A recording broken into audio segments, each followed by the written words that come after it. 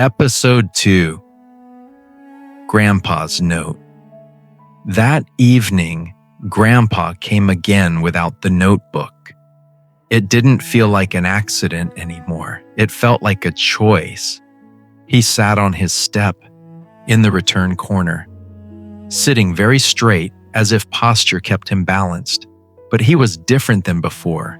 He no longer had that look of, "I'm inspecting." He had that look of, "I'm trying." You climbed the steps slowly and smiled when you saw him. "Good," you said simply. Grandpa made a small sound, almost irritated, like someone who doesn't know how to receive appreciation. "I'm present," he muttered. "I sat down beside you." The lighthouse blinked slowly. The sea breathed, and for a while nobody spoke. Then Grandpa said quietly, without looking directly at us, "I keep thinking I should write something, but I promised." You answered gently, "You can say it. You don't have to write it."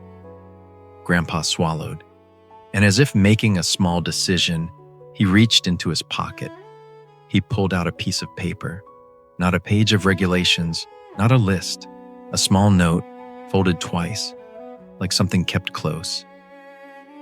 "It's not a rule," he said quickly, defending himself before he could be accused. You smiled. "Then what is it?" Grandpa shrugged, but the gesture came out awkward.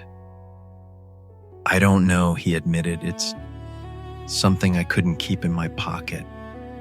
He stepped down one stair toward the inside of the lighthouse with small, careful steps, as if he were daring to enter a place that until now hadn't been for him.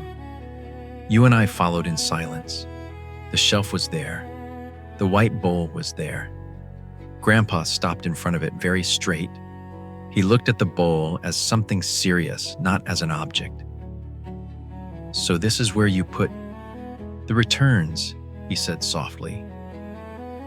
"Yes," I answered. Grandpa unfolded the note carefully, as if the paper were fragile, and he held it in his palm for 1 second before letting it go. You noticed the gesture. You could feel it wasn't theater, it was courage. "You can put it in," you said softly. "It's safe here." Grandpa stayed still for a moment.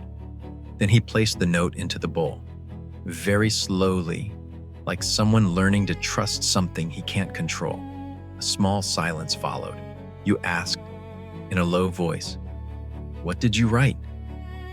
Grandpa tensed a little. Then he said, "You don't have to read it." You nodded. "You don't have to." I stayed beside him, asking for nothing. And after a second of wrestling with his old reflexes, Grandpa said quietly, "I wrote that I thought if I was strict, I could keep things from breaking." He paused. Then he added, even softer, "But it doesn't keep them. It only makes people smaller." You felt your eyes dampen, warm emotion. Grandpa drew a deep breath, like someone who isn't running anymore.